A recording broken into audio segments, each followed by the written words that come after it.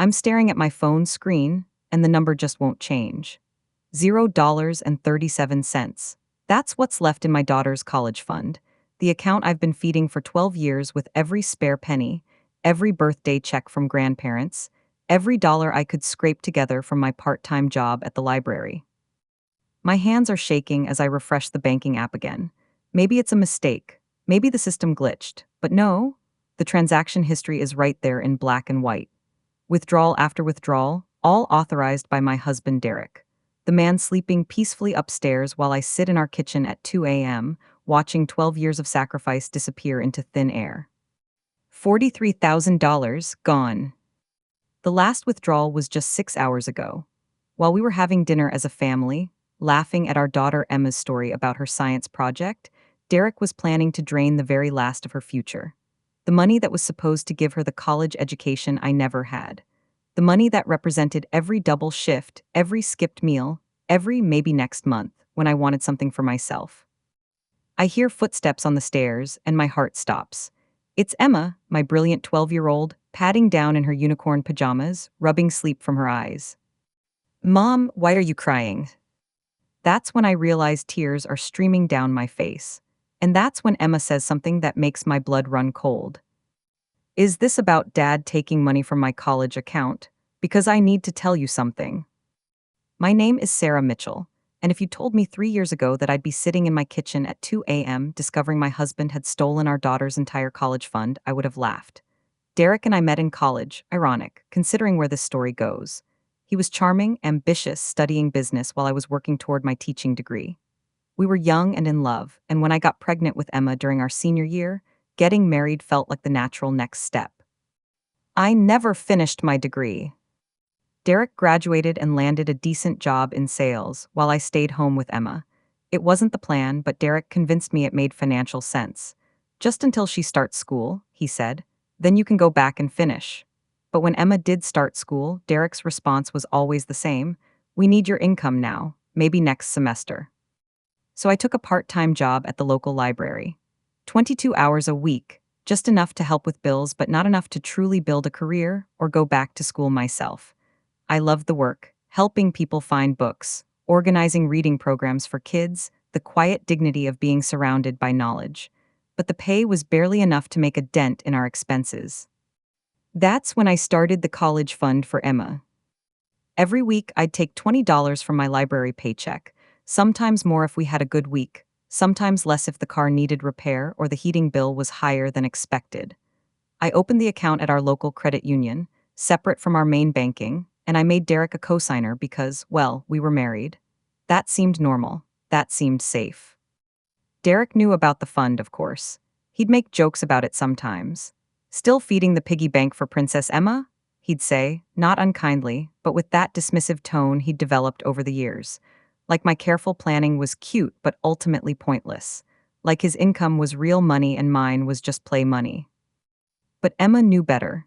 Even as a little girl, she understood what that money meant. When she was 8, she asked me why I packed sandwiches for lunch every day instead of buying from the cafeteria like other moms. I tried to deflect, but Emma's always been perceptive. "It's for my college money, isn't it?" she said. "You're saving lunch money for my college." I couldn't lie to her, so I explained, in age-appropriate terms, how college was expensive but important, and how we were working together as a family to make sure she could go wherever she wanted when the time came. Emma took this responsibility seriously. She started asking for books instead of toys for birthdays. She'd carefully save birthday money from grandparents and ask me to add it to her future fund. By the time Emma turned 10, she was actively involved in tracking the account. She knew we were approaching $30,000. She knew that Derek had access to the account but that it was sacred money, never to be touched except for her education. She'd check the balance with me once a month and we'd plan together. State school versus private, community college for the first 2 years to save money, scholarship applications she should start thinking about. Emma wasn't just my daughter. She'd become my financial planning partner. And somewhere along the way, she'd also become smarter about money than either of her parents. Derek, meanwhile, had been changing. The charming college boyfriend had morphed into someone I barely recognized. He'd got promoted twice in the last 5 years, and his income had nearly doubled, but somehow we never seemed to have more money. He developed expensive tastes, craft beer, designer shirts, a new car every 3 years. When I'd suggest maybe we should increase our contributions to Emma's fund, he'd wave me off. We're doing fine, Sarah, don't micromanage. But I was starting to notice other things. Credit card bills that seemed higher than they should be, restaurants I'd never been to, Derek working late more often, sometimes not coming home until after Emma and I were asleep. When I'd ask about it, he'd get defensive. I'm busting my ass to provide for this family, he'd say. Sorry if that's not convenient for your schedule. The distance between us had been growing for months, but I kept telling myself it was normal. Marriage was work. We were both tired, we'd figure it out.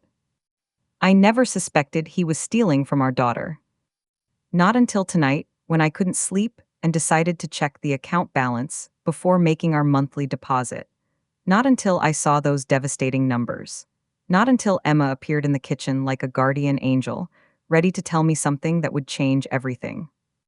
Mom, Emma says again, her voice small but steady in our dark kitchen. We need to talk about Dad and the money, because there's something he doesn't know.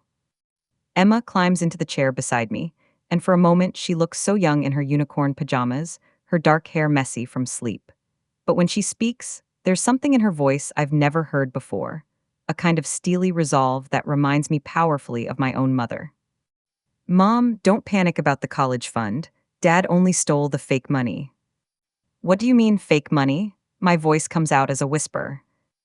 Emma takes a deep breath, like she's been rehearsing this conversation. 3 months ago, I figured out something was wrong. Dad kept asking weird questions about the account, like how often we checked it and whether the credit union sent paper statements. And then I saw him looking at your phone when you were showing me the balance. I feel a chill run down my spine. Emma, what are you saying? I'm saying I've been watching Dad, and I knew he was going to take our money, so I took it first. The words hang in the air between us like a bomb waiting to explode. My 12-year-old daughter, my sweet, innocent 12-year-old, has been conducting financial espionage against her own father. 2 months ago, when you were at work, I called the credit union. I told them I was worried about account security because of all the online scams kids learn about in school.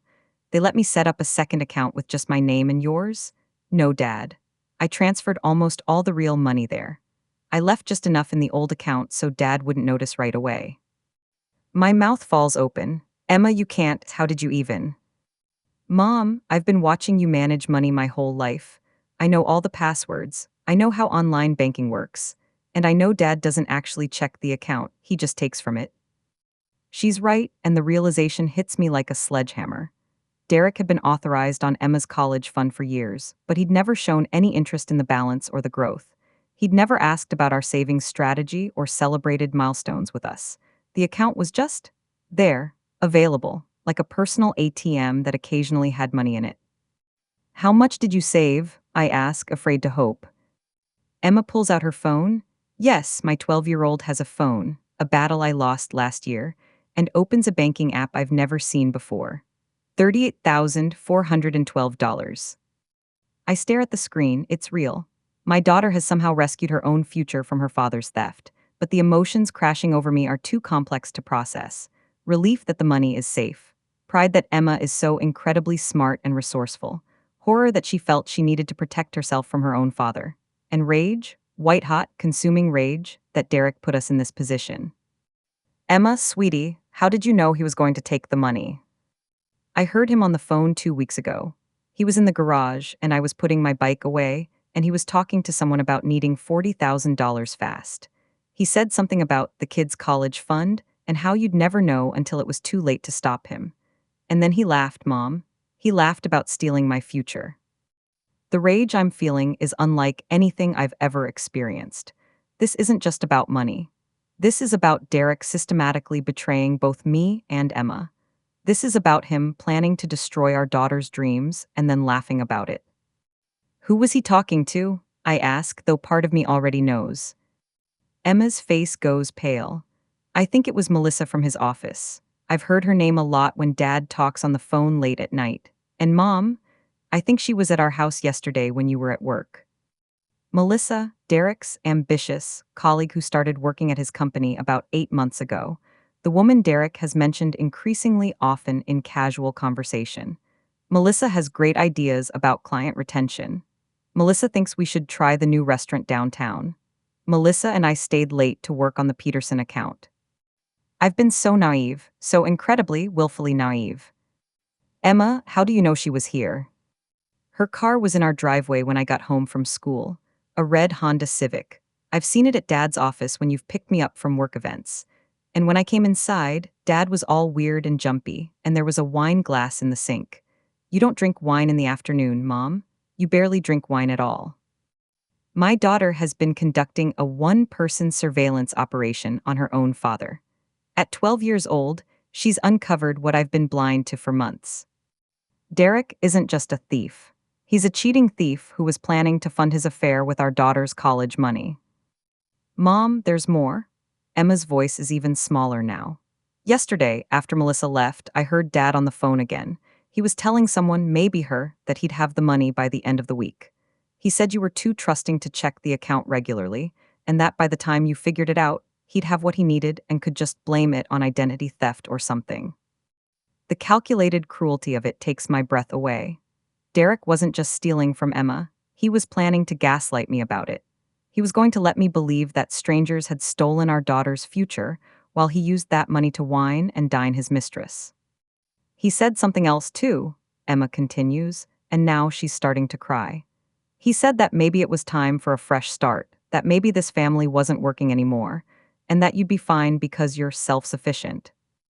I reach over and pull Emma into my arms, and we both cry together in our dark kitchen. My brilliant, protective daughter has been carrying this weight for months. She's been watching her father plan to betray us, and she's been quietly, methodically protecting us the only way she knew how. But as we hold each other, I realize something else. Emma didn't just save the money, she's created an opportunity. Derek thinks he's executed the perfect crime. He thinks he's stolen our daughter's future without consequences. He has no idea what's coming. Comment below, has anyone else had to protect themselves from a family member's betrayal? What would you do in this situation? The next morning, I watch Derek over breakfast, and it's like seeing him through completely different eyes. He's cheerful, humming while he makes his coffee, ruffling Emma's hair as he walks past her chair. He kisses my cheek and asks about my plans for the day like he's the same man who stole $43,000 from his daughter while we slept. I might work late tonight, he says casually, buttering his toast. Big presentation tomorrow, and Melissa thinks we need to fine-tune the numbers. Emma and I exchange a look across the table. My daughter's face is perfectly neutral, but I can see the anger in her eyes. She's gotten very good at hiding her feelings. That's fine, I say, matching his casual tone. Emma and I will probably have a movie night. After Derek leaves for work, I call in sick to the library. I need time to think, to plan, and to verify what Emma has told me. My first stop is the credit union. Janet Morrison has been our account representative for 8 years. She's a motherly woman in her 50s who's watched Emma grow up through the photos I share during our monthly visits. When I explain that I need to understand all the recent activity on Emma's college fund, her face goes very serious very quickly. Mrs. Mitchell, I was wondering when you'd be coming in about this. I have to tell you, some of our staff were concerned about the withdrawal pattern over the last 3 months. She pulls up the account history on her computer, and I see the devastating truth laid out in neat columns. Derek's withdrawals started small, 500 here, 1,000 there, but they accelerated rapidly. Last week alone, he took $8,000 in 2 separate transactions. The withdrawals were all properly authorized, Janet explains carefully. Mr. Mitchell is a co-signer on the account, but the pattern was unusual. Normally, families take money out for tuition payments or educational expenses. These were just cash withdrawals, no explanation. Did he say what the money was for? Janet hesitates. Mrs. Mitchell, I probably shouldn't share this, but when he came in for the large withdrawal last Friday, he seemed very nervous. He kept checking his phone, and he mentioned something about finally being able to make some changes in his life. He asked several questions about whether there would be any delay in processing, like he was worried about timing. The picture is becoming clearer and more sickening. Derek had been planning this betrayal for months. carefully timing his theft to maximize the damage and minimize his chances of getting caught. But Janet isn't done. There's something else, Mrs. Mitchell. Last month, a young woman came in asking questions about your account. She didn't give her name, but she was asking about the balance and withdrawal procedures. She claimed to be a family friend helping with financial planning. We didn't give her any information, of course, but it was odd. Melissa, Derek's girlfriend, was doing reconnaissance on our family's finances. I thanked Janet and asked her to freeze the account immediately. No more withdrawals without my signature. Then I drive to Emma's school and ask to speak with her privately. I need to understand exactly what my daughter has done and what options we have. Emma meets me in the school counselor's empty office, and I explain what I've learned from the bank. Her face doesn't register surprise, just a grim satisfaction that her suspicions were correct. Mom, I need to show you something else, she says, pulling out her phone. I've been keeping track of Dad's lies. She opens a note app, and I see months of careful documentation. Times Derek claimed to be working late but was somewhere else based on location sharing. Expenses that didn't match his explanations. Phone calls at strange hours. Receipts I found from restaurants Derek claimed he'd never been to. Emma, honey, you've been investigating your own father. Mom, someone had to. You work so hard and you trust people so much. But I could see Dad changing, and I knew something was wrong. I just didn't know how wrong until I heard him talking about taking my college money. I feel a complex mix of pride and heartbreak. My daughter shouldn't have needed to become a detective in her own home, but I'm also amazed by her intelligence and her protective instincts. Show me the new account, I say. Emma logs into the secure banking app she set up with just our names. $38,412, just like she said. Safe from Derek's reach, earning interest in a high-yield savings account she researched and selected herself. I've been reading about college costs, she explains, and about financial aid and scholarship strategies. I figured even if Dad stole some of the money, I could make sure most of it was safe. But Mom, I was also thinking about something else. What's that? I was thinking about what happens to us after Dad steals the money. Like, if he's willing to take from my future, what else is he willing to do? And if he's cheating on you with Melissa, what does that mean for our family? The maturity of her thinking takes my breath away.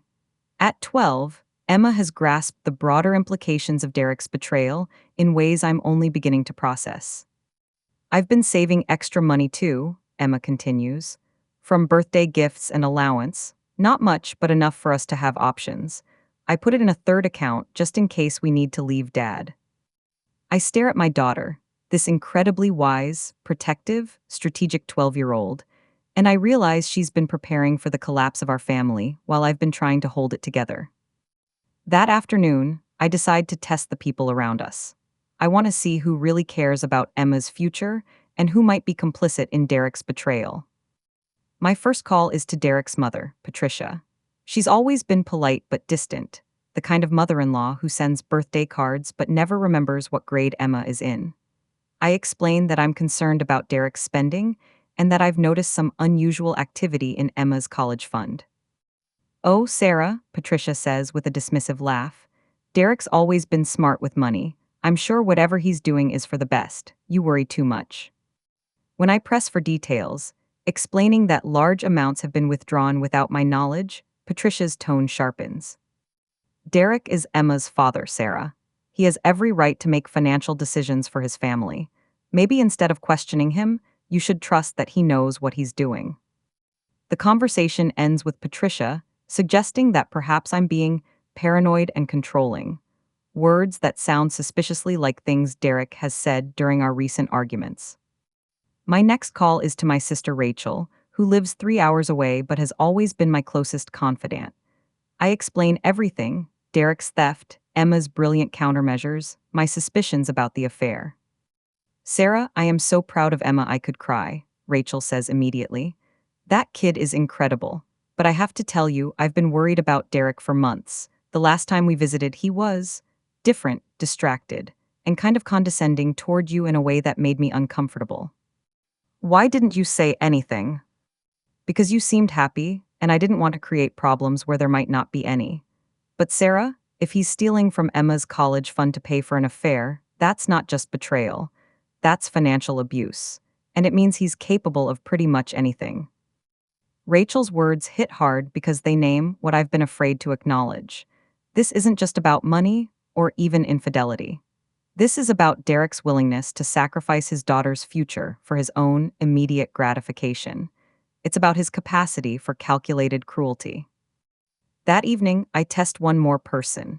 When Derek comes home, 3 hours later than he claimed he'd be, I casually mention that I'm thinking about increasing our contribution to Emma's college fund. Maybe we could add an extra couple hundred each month, I suggest. Emma's getting so close to high school, and college costs keep going up. Derek freezes in the middle of hanging up his coat. Sarah, we've talked about this. We're contributing plenty already. Don't you think you're being a little obsessive about this college fund thing? I just want to make sure Emma has options. Emma will have options. She's smart, she'll get scholarships. And there are always student loans. We don't need to bankrupt ourselves to send her to some overpriced private school. The casual dismissal of Emma's dreams, the complete lack of concern for the sacrifices we've both made, it confirms everything I need to know about Derek's priorities. But the final test comes when Emma innocently asks Derek about the college fund at dinner. Dad, Mom, and I usually check my college savings once a month. Can we look at it tonight? I want to see how close we are to $40,000. Derek doesn't miss a beat. Sure, princess, but I think you might be disappointed. The account hasn't been growing as fast as we hoped. Market conditions, these things fluctuate. He's already preparing his cover story. He's going to tell Emma that her college fund disappeared due to market forces, not his theft. He's willing to lie directly to our daughter's face to cover up his betrayal. Emma catches my eye across the table, and I see something in her expression that chills me. It's not hurt or disappointment. It's cold, calculating anger. My 12-year-old daughter is done playing games. What would you do if you discovered a family member was lying to your face about stealing from your child? Comment below. The confrontation comes on a Thursday evening in early March. Derek arrives home at 9:30 p.m., claiming he was at the office working on quarterly reports. But Emma and I both saw his car parked outside Melissa's apartment complex when we drove past on our way home from Emma's piano lesson. He's barely through the door when Emma speaks up from the living room couch, where she's been waiting with her laptop open. Dad, we need to talk about my college fund. Derek freezes and I see something flicker across his face, guilt, panic, calculation. But when he turns to us, he's wearing his practice smile. Of course, princess, what's on your mind? Emma's voice is steady and mature in a way that makes my chest tight. I know you stole all my college money. I know you gave it to Melissa. And I know you've been lying to Mom about working late. The silence in our living room is deafening. Derek's face cycles through several expressions: surprise, denial, anger, before settling on something I've never seen before: cold calculation. Emma, sweetheart, I think you might be confused about some grown-up financial stuff. Dad, stop. Emma's voice cuts through his patronizing tone like a knife. I'm not confused, and I'm not stupid. You took $43,000 from my college account over the last 3 months. You used it to pay for dinners and gifts for your girlfriend, and you were planning to blame it on identity theft so Mom wouldn't find out. Derek's face goes white. How could you possibly know? Because I've been watching you. Emma closes her laptop and looks directly at her father. I've been watching you for months, Dad. I know about Melissa. I know about the phone calls. I know you brought her to our house when Mom was at work. And I know you think Mom and I are too dumb to figure it out. Derek looks from Emma to me, and I can see him trying to figure out how much we know and how much he can still control. When he speaks, his voice has an edge I've never heard before. Sarah, you need to get Emma under control. This is inappropriate. Children don't interrogate their parents about financial decisions. Financial decisions? I stand up from my chair, and I feel years of suppressed anger rising in my chest. Derek, you stole our daughter's college fund. You took money that Emma and I saved for 12 years, and you spent it on your affair. That's not a financial decision. That's theft. I didn't steal anything, Derek snaps. It's my money too. I'm a co-signer on that account, and I'm Emma's father. I have every right to make decisions about her education funding. Emma laughs, actually laughs, and the sound is so bitter and mature that it breaks my heart. Dad, you didn't make a decision about my education funding. You made a decision to destroy my education funding so you could buy jewelry for your girlfriend. There's a difference. How dare you? How dare I what? Notice that you're a liar and a thief. Notice that you've been cheating on mom. Notice that you care more about impressing Melissa than you care about my future. Derek takes a step toward Emma and his face is flushed with anger. You little. I move between them immediately. Don't you dare get angry at her for being smart enough to see through your lies. This is insane, Derek says, running his hands through his hair. You're both acting insane. So what if I withdrew some money from Emma's account? It's not like she needs it right now. She's 12, Sarah. College is 6 years away. We have plenty of time to save more money. With what money, Derek? You spent $43,000 in 3 months. On what? Designer dinners, weekend trips, a down payment on an apartment for your mistress.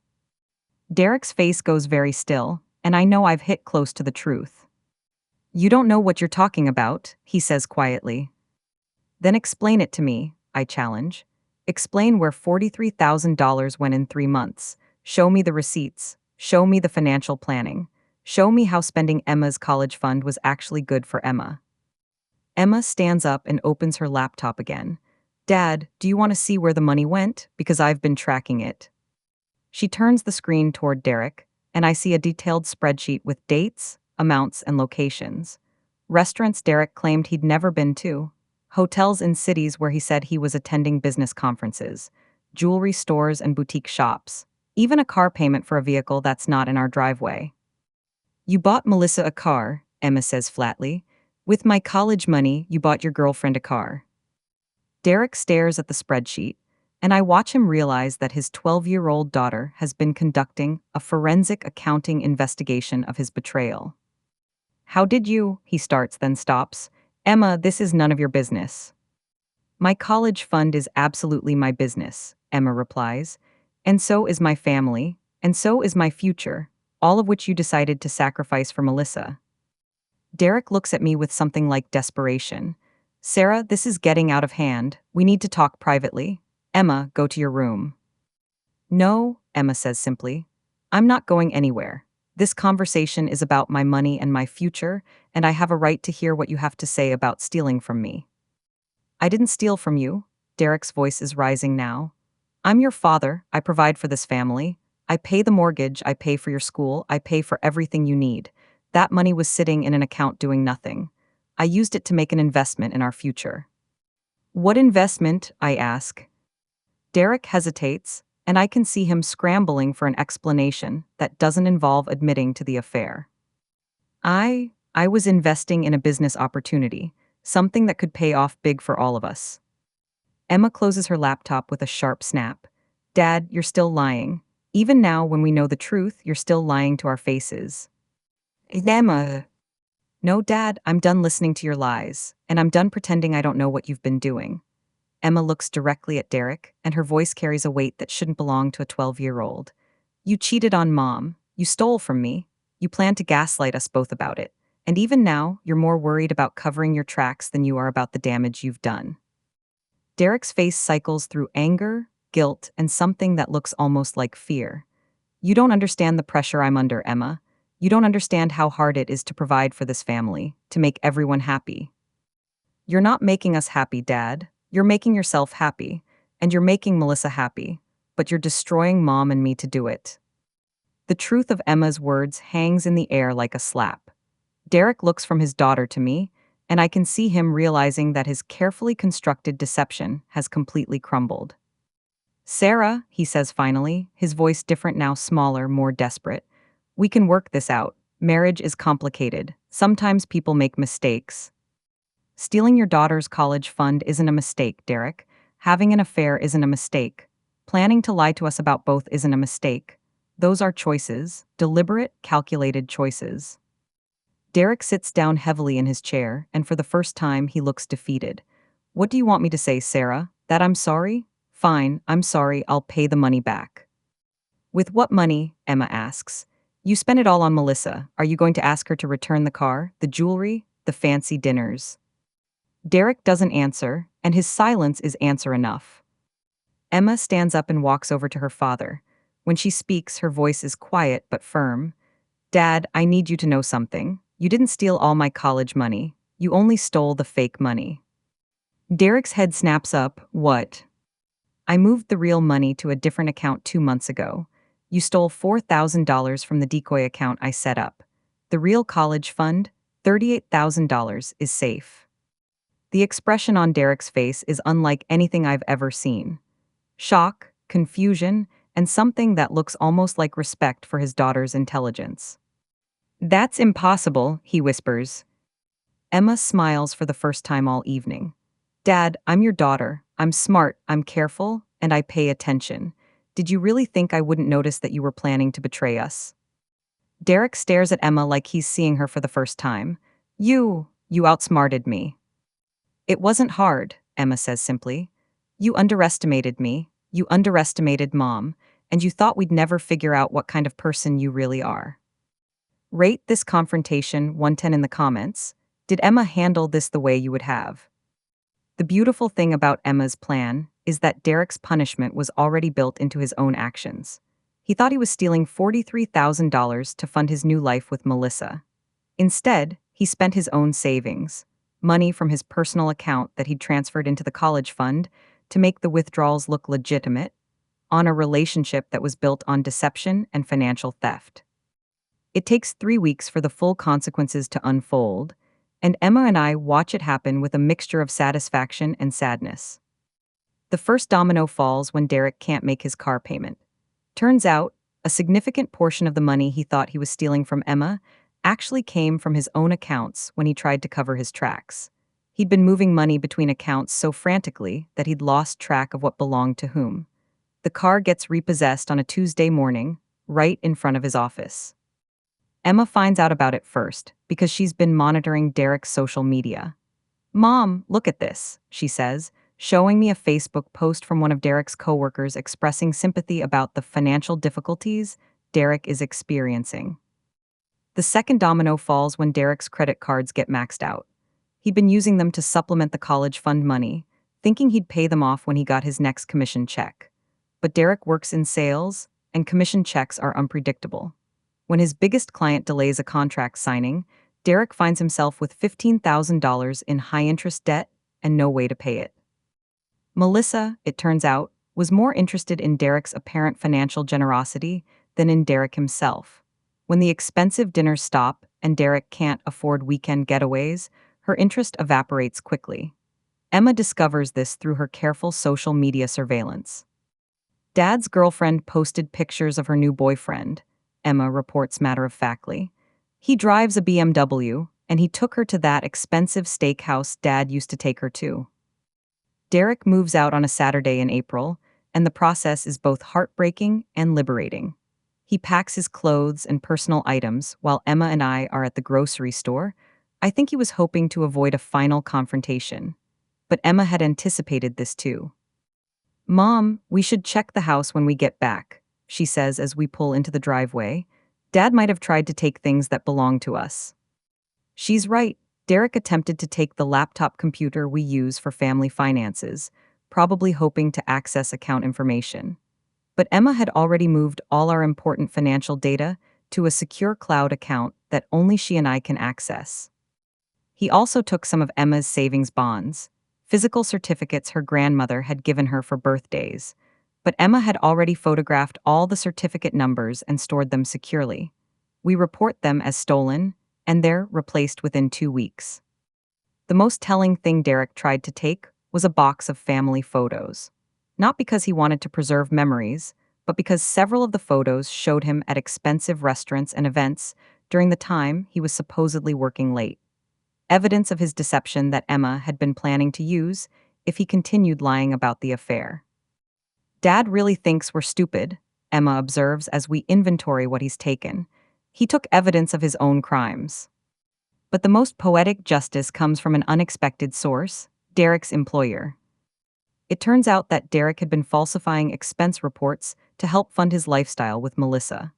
Business dinners that were actually romantic dates, conference trips that were actually weekend getaways, client entertainment that was actually personal entertainment.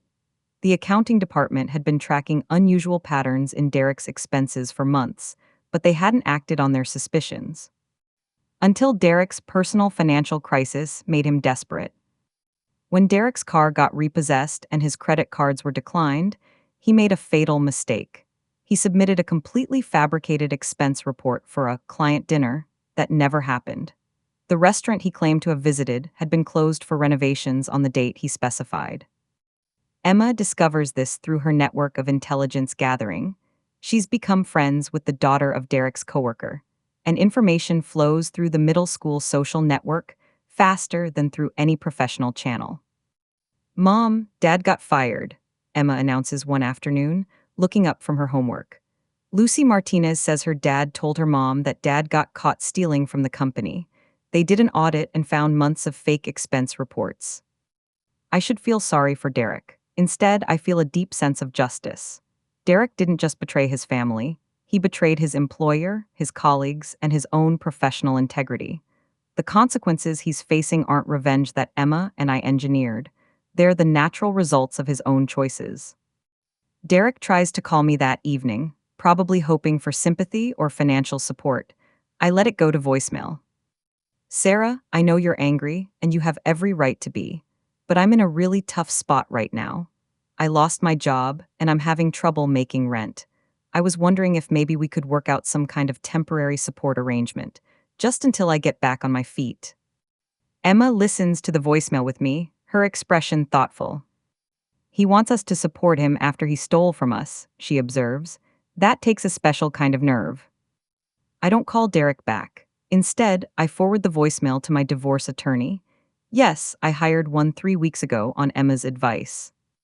"Mom, if Dad is willing to steal from me, he's probably willing to hide assets or lie about income during a divorce," Emma had said.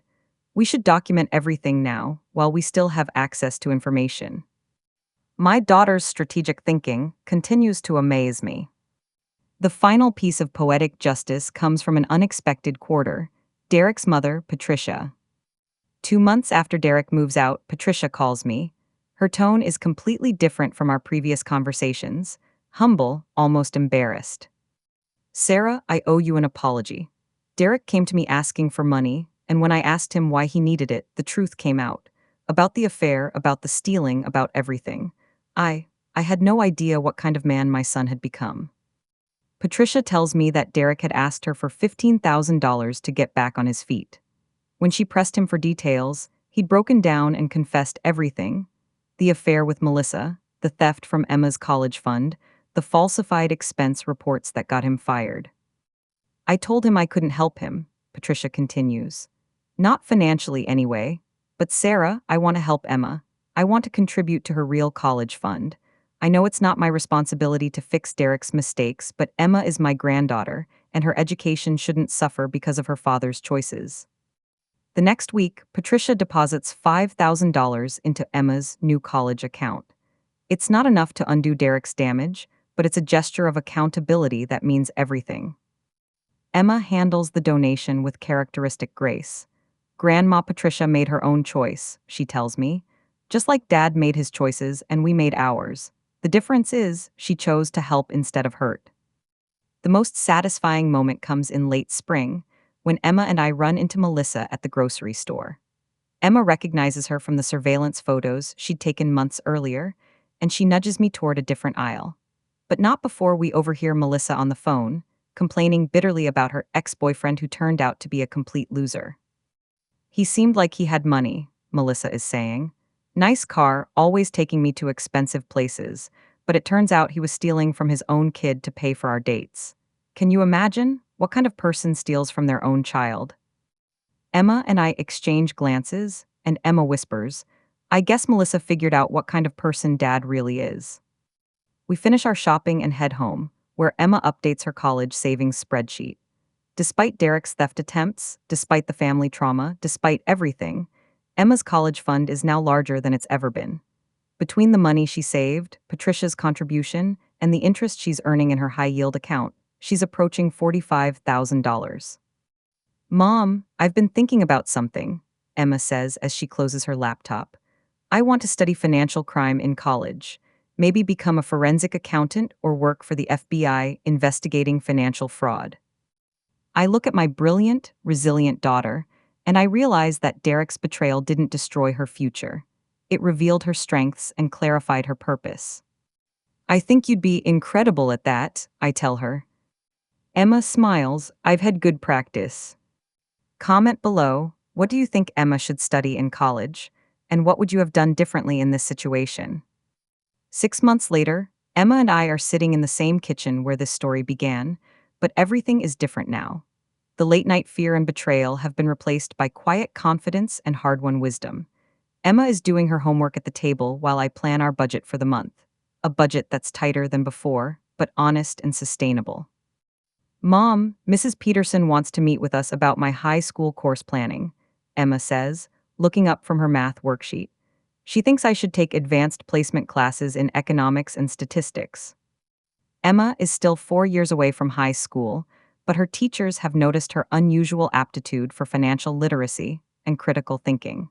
The crisis with Derek, as painful as it was, revealed capabilities in Emma that might have remained hidden for years. That sounds perfect, I tell her. Do you want to take those classes? I do, but Mom, I also want to start a financial literacy club for middle school kids. A lot of my friends don't understand basic stuff about money and savings and how to spot when adults are lying about financial things. I think kids should learn how to protect themselves. My throat tightens with pride. Emma has taken her painful experience and transformed it into a mission to help other children avoid similar betrayals. I think that's an incredible idea, I say. What would you need to get started? Emma pulls out a notebook. She's been planning this for weeks, apparently. I've already talked to the school counselor about it. She says the school district is really interested in financial literacy programs, and I've been researching curriculum ideas online. There are some great resources for teaching kids about budgeting, saving, and recognizing financial abuse. Financial abuse. My 12-year-old daughter uses terms that most adults don't even understand. Emma, can I ask you something? Of course. Do you ever feel angry about what happened with Dad? About having to grow up so fast? About having to protect yourself and me? Emma considers the question seriously, the way she considers everything. I feel sad about Dad sometimes, she says finally. Sad that he chose Melissa over us. Sad that he was willing to hurt us for something that didn't even last. But angry? Not really. Why not? Because being angry would mean spending energy on Dad's choices instead of our choices. And our choices have been pretty good, Mom. We saved my college money. We figured out the truth. We protected ourselves. We're stronger now than we were before. She's right, and her wisdom astounds me.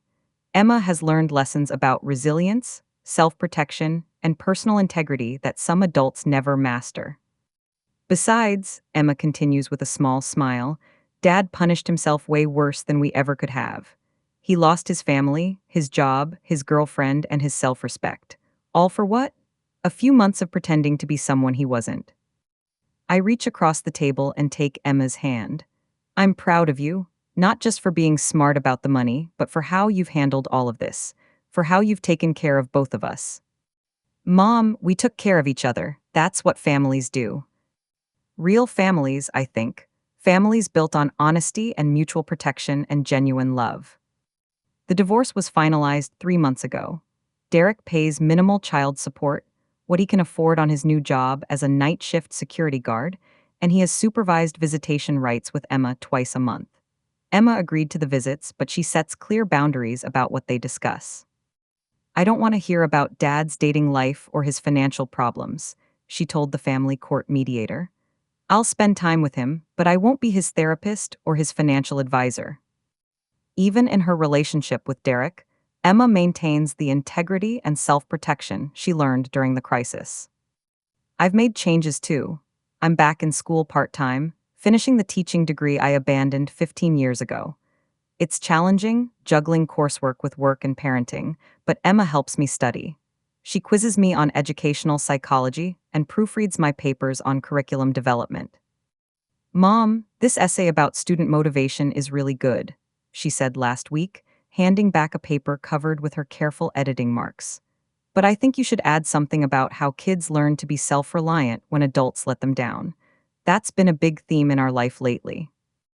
Our life, Emma talks about our challenges and our successes as a team effort, and she's right. We've become partners in a way that feels healthy and empowering rather than codependent. My job at the library has turned into a career opportunity too. The head librarian is retiring next year, and she's been mentoring me to take over the position. The salary increase would mean Emma and I could move to a larger apartment, maybe even start saving for a house of our own. Do you think we should buy a house? I asked Emma last month as we looked at our updated budget projections. I think we should keep renting for now, she replied thoughtfully, until you finish your degree and get the promotion. Then we'll have more stable income and better credit for a mortgage. Plus, if we buy a house, we want to make sure it's in the school district where I want to go to high school. Emma has been researching high schools the way most kids research video games. She's identified 3 schools with strong STEM programs and financial literacy curricula. Her life plan includes details most adults haven't considered. Sometimes I worry that the crisis with Derek forced Emma to grow up too quickly. But when I see her laughing with friends, getting excited about school projects, or curled up reading fantasy novels, I realize she hasn't lost her childhood. She's simply gained tools and wisdom that will serve her throughout her life. Mom, I got an email from Grandma Patricia, Emma says, interrupting my reflections. She wants to know if we can visit her next month. She's planning a college savings celebration for my 13th birthday. Patricia has become an unexpected ally in Emma's future planning. She contributes to Emma's college fund monthly now, and she's started attending Emma's school events, something she never did when Derek was part of our lives. What kind of celebration? I ask. Emma grins. She wants to take me to visit some college campuses. Not because I have to decide anything yet, but because she thinks it's important for me to see different types of schools and start thinking about what I might want to study. And what do you think you want to study? Lots of things. Financial crime investigation, definitely. Maybe law too, so I can understand how to prosecute financial fraud. And psychology, because I want to understand why people like Dad make the choices they make. Emma's academic interests have been shaped by her experience, but in the best possible way. Instead of being damaged by Derek's betrayal, she's been inspired to prevent similar betrayals from happening to other families. That night, after Emma goes to bed, I sit in our kitchen and look at the financial planning spreadsheet we maintain together. Emma's college fund, $47,312. Emergency savings, $8,000. Monthly budget, balanced with small surpluses that we split between college savings and emergency funds. We're not wealthy, but we're secure. We're not a traditional family, but we're strong. Derek tried to destroy our future, but instead he helped us build something better than what we had before. My phone buzzes with a text message from Derek. Sarah, I've been thinking about everything that happened, and I want you to know that I'm sorry. I know I hurt you and Emma, and I wish I could take it back. Is there any chance we could try counseling? I'm willing to do whatever it takes to fix our family. I show the message to Emma the next morning. What do you think? I ask her. Emma reads the text carefully, then hands the phone back to me. I think Dad still doesn't understand what he did. He says he wants to fix our family, but our family isn't broken, Mom. We're just different than we were before, and we're better. She's right. Derek's message focuses on his regret and his desire to return to the way things were. It doesn't acknowledge the strength Emma and I have built, the independence we've gained, or the fact that we've created a life that works without him. I delete the message without responding. Are you okay with that? I ask Emma. Mom, Dad made his choices, we made ours. He chose lies, theft, and betrayal. We chose truth, protection, and each other. I'm proud of our choices. That afternoon, Emma gets a letter in the mail, her first official college marketing brochure, from a university with a renowned criminal justice program. She's only 12, but somehow she's already on their mailing list. How did they even know about me? Emma wonders, studying the glossy photos of campus life. Word travels fast when you're exceptional, I tell her. Emma laughs and adds the brochure to the college research folder she's been building. Mom, do you ever wonder what would have happened if we hadn't figured out Dad's plan? If I hadn't moved the money and he'd actually stolen all of it? Do you? Sometimes I think we would have been okay eventually. It would have been harder and it would have taken longer, but we would have found a way. Because that's what we do. We adapt, we plan, and we take care of each other. I look at my remarkable daughter, and I realize that Derek's greatest failure wasn't stealing from Emma's college fund. His greatest failure was underestimating the brilliant, resilient, fiercely protective young woman he helped raise. Emma didn't just save her college money, she saved our entire future. Rate this story 0-10 in the comments. Have you ever had to outsmart someone who underestimated you? Share your story below. We love hearing about real life justice and resilience.